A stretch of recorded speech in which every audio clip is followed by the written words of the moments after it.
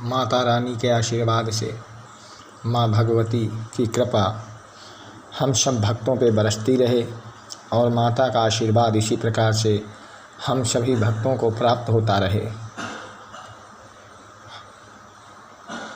सभी भक्त अपना कल्याण करें, माँ की आराधना करें, माँ की पूजा करें, माँ की अर्चना करें।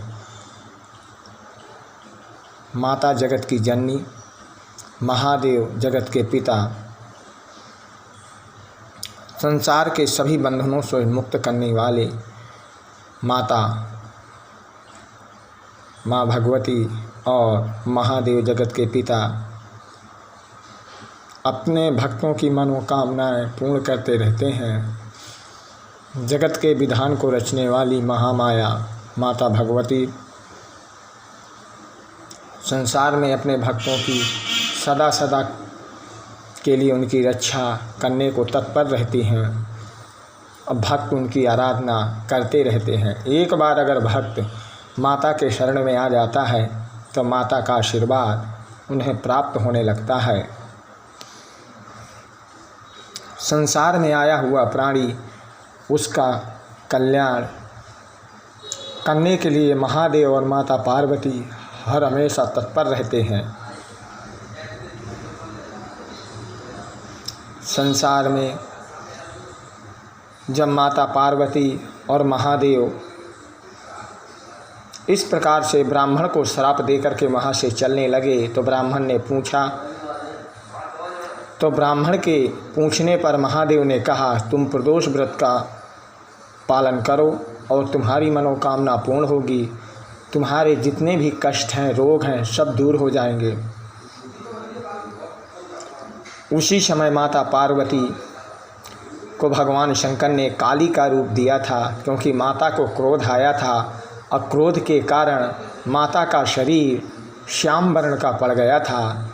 इसलिए महादेव ने कहा, हे देवी, इस समय तुम्हारा शरीर श्याम वर्ण का है, इसलिए तुम्हारा नाम काली होगा।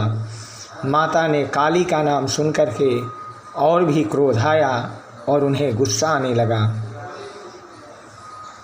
माता के इस प्रकार से क्रोध करने पर महादेव ने कहा, देवी, मैंने कोई बात अनुचित नहीं कही है और ये भी एक भक्तों को कल्याण के लिए ही होगा, क्योंकि संसार में जो भी लीलाएं रची जाती हैं वह सब ईश्वर के प्रति, सब ये लीलाएं भक्तों की रक्षा करने हेतु होती हैं। संसार में प्राणी आता है और चला जाता है, फिर भी अच्छे और बुरे कर्म नहीं पहचान पाता है, क्योंकि उसके पहचानने में यही फर्क होता है, क्योंकि वह अच्छे और बुरे कर्म दोनों ही करता है। जन्म लेता है और मरता है, बार बार जन्म लेता है, बार बार मृत्यु को प्राप्त होता है, फिर भी उसके संसार में आया हुआ प्राणी अपने आप को वह ईश्वर से अलग करने के लिए नहीं सोचता, फिर भी ऐसे ऐसे कर्म करता है जिससे को उसको ईश्वर अपने से दूर कर देता है। जो संसार में आता है उसे जाना भी है, क्योंकि संसार में आया हुआ प्राणी, यह विधि का विधान है कि अगर जन्म लिया है पृथ्वी में तो उसे जाना भी पड़ता है, क्योंकि अगर ईश्वर ने भी जन्म लिया या अवतार लिया पृथ्वी में तो वो भी अपने समय के अनुसार से पृथ्वी लोक से गए हैं। इसलिए हमें अपने मन में घमंड नहीं करना चाहिए। बहुत से भक्त होते हैं जो कहते हैं कि यह मेरा है, यह मेरा नहीं है।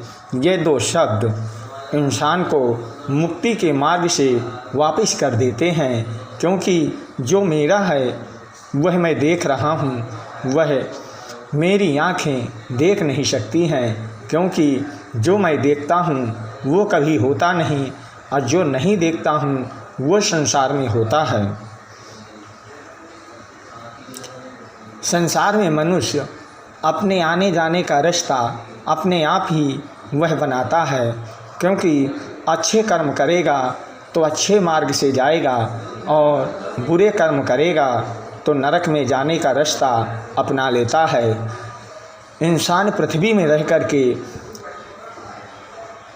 पाप करता है और पाप करके वह मृत्यु को प्राप्त होता है। मृत्यु को प्राप्त हो कर के वह संसार में आकर के अपने आप को वह यह समझता है कि मेरे अलावा यह कर्म कोई कर नहीं सकता है।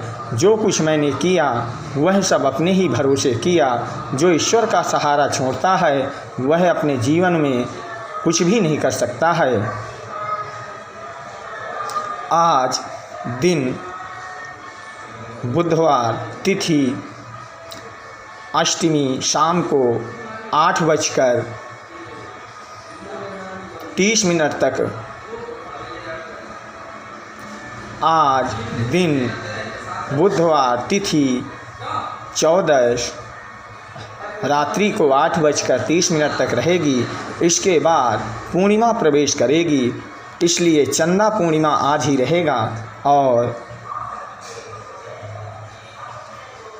चंदा पूर्णिमा के बाद पूर्णिमा लगेगी। दूसरे दिन पूर्णिमा शरद पूर्णिमा रहेगी। सभी भक्तों को सूचित किया जा रहा है, सभी भक्त इस ज्योतिष गणना का पालन करें और किसी भी बहकावे पे नहीं आए।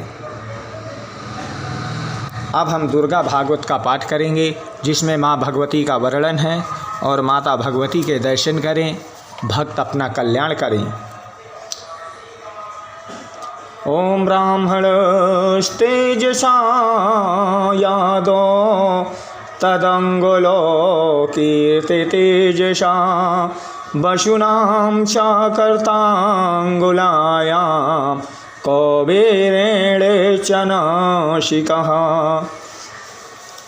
ब्रह्मा के तेज से दोनों चरण और सूर्य के तेज से उनकी उंगलियां हुईं, बछुओं के तेज से हाथों की उंगलियां और कुबेर के तेज से नासिका प्रकट हुई। इस प्रकार से माता भगवती का वर्णन करते हुए मार्कंडेय जी ऋषियों को बताते हैं और कहते हैं कि तुम इस प्रकार से माँ भगवती के चरणों का आशीर्वाद ग्रहण करो और तुम्हारा कल्याण होगा। जय माता जी। बोल श्री दरबार की जय।